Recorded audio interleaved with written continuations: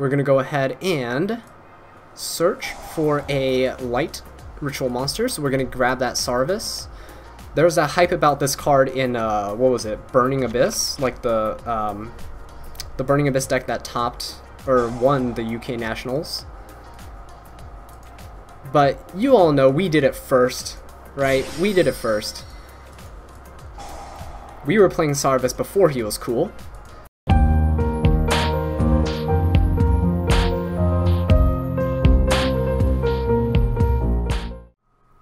Welcome to Fantasia, home of the Melodious. My name's Azallea, and today, gonna be bringing you guys a little stream highlight. So this highlight was actually taken as an excerpt from last week's stream. If you guys want to tune into future live streams, I go live every Saturday at 8 p.m. Eastern Time on YouTube, so come join in on the fun. But anyway, without any further ado, let's just jump right into this, and I'll see you guys at the end of the video. Alright, so we're up against Ragno. We're playing with Ritual Melodious. Okay, so let's go ahead and see what we end up drawing in our opening hand after we play our rock, paper, scissors. This stalemate right here. Okay, cool, we get to go first. And this is, what the heck is this? Oh my god, this is an amazing hand. This is honestly, what is going on? Let's hope he has no Ash Blossoms, because if he does, we're gonna be screwed. Because we need this ritual play to go off.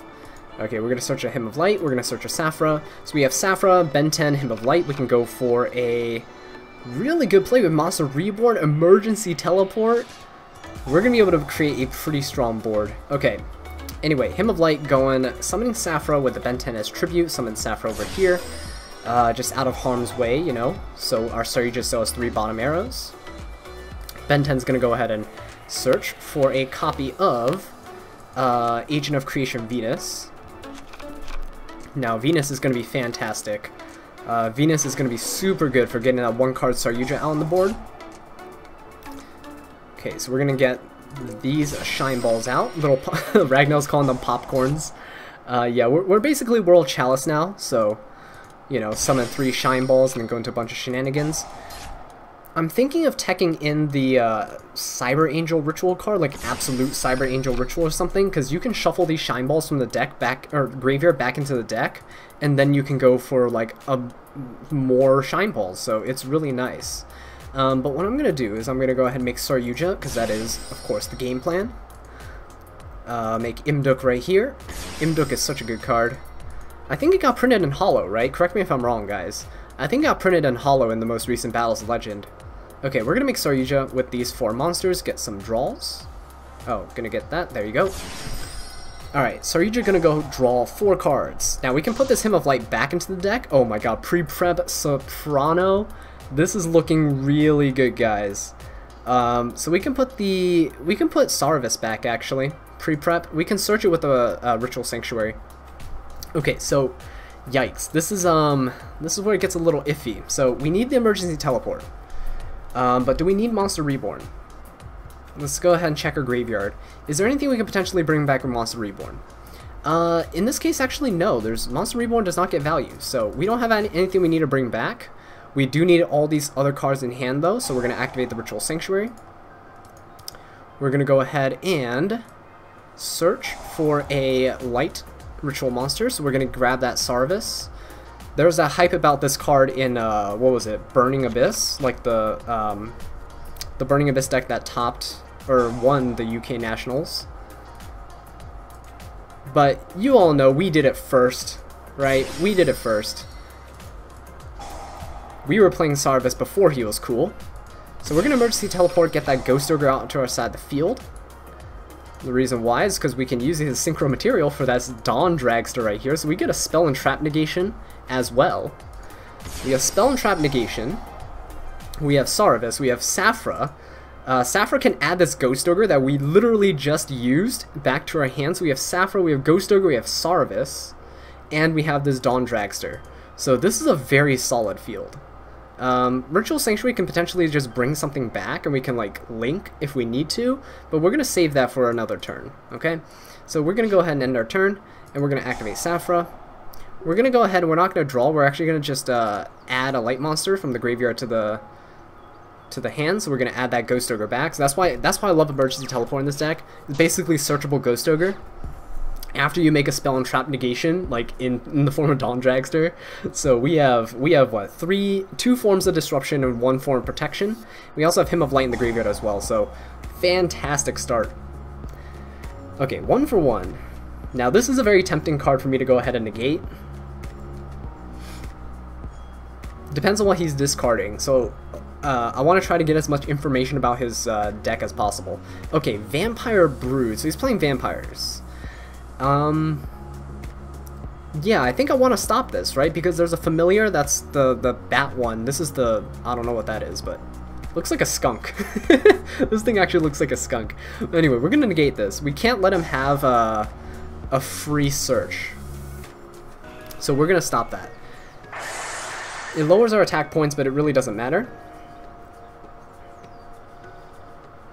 Okay, so now we also have Ghost Ogre and Sarvis, and as long as we use either of those this turn, Saphira can activate during the end phase again. So what I'm looking forward to is potentially hitting like any monster that's activating on the field or something like that, that's very like that has higher attack points than potentially like Dawn Dragster or something, just to get it off the field, and so I can use the Ghost Ogre. And then during the end phase of our turn, I'm probably going to ooh, wow, he's pitching the counter trap card to go for the Vampire Brood. Alright. And he's gonna go for the search. This search is for what? Does this search for the monster or the spell and trap? Add one spell and trap. Okay, that's fine. The one I didn't want was the one that searches monsters, because if he can search for Frailin or whatever, like whatever the new vampire girl that was released. She can like boost the attack of all the vampires by paying life points. That's what I don't want. Okay, so Vampire Territory, Mizuki's on the field. Potentially Vampire Sucker play right here, but battle phase. Crashing Vampire. Oh, okay, yeah, there we go. That's the card I was talking about right there. Oh no. So he can attack into a lot of stuff, and that's bad. Ooh, yikes. Yeah, see, this is the card that I didn't want to hit the field. I was wondering why he was going to the battle phase. Well, now we know why. So yeah, he's going to pay some life points and potentially just attack over our Dawn Dragster as well. So, unfortunately, not really the best outcome for us. We lost our Saryuja. We're going to lose our Dawn Dragster, although it's a good thing we did already negate. We already negated, so we got the value out of it. And, of course, we can just Monster Reborn this thing back, which is always fine. Okay, Vampire Sucker. Vampire Sucker activated. Okay.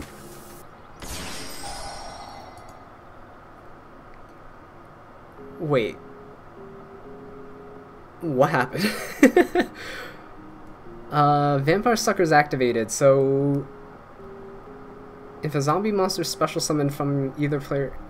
Oh, okay, yeah, he used Mizuki, so he banished Mizuki, summoned the Brood. Okay, that's fine. He gets to draw a card, but I think I should Ghost Ogre this. Just so I can guarantee that my Saphira can activate. Oh, no, never mind. Alright, I'm putting my hands up right here. He's got me. The Ghost Ogre's negated. But that's fine, because as long as we discarded, we still get Saphira's effect off. And that's really all we wanted out of that. So even though Ghost Ogre was negated by the called, Saphira still gets some value. We can't add the Ghost Ogre back, which sucks, but we do get 2 draws and a discard, which means we can start setting up for next turn. And I hope that we can draw into something like a cannon, like a Melodious monster at least. Cannon would be the best scenario out of one of our draws. Okay, so we're going to the end phase. Saphira's going to activate. We're going to draw 2 and discard 1, so we definitely don't need the Venus. Hey, cool, we got another Ghost Ogre. So we don't need the Venus. We don't have any Shine Balls left. And we got Terraforming. That's not bad. Okay, so this monster right here is just a huge pain for me to deal with. And I need to find a way to somehow get over without going into the battle phase and like attacking into it, because obviously that's not the smartest thing to do. We're gonna search out Ritual Sanctuary.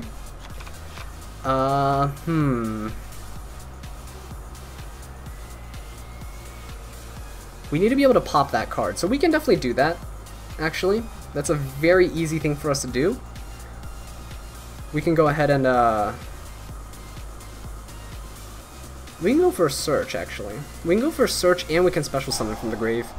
Let's special summon from the grave. Let's only use 2 materials for a Shine Ball. This is the reason why Shine Balls are fantastic in this deck.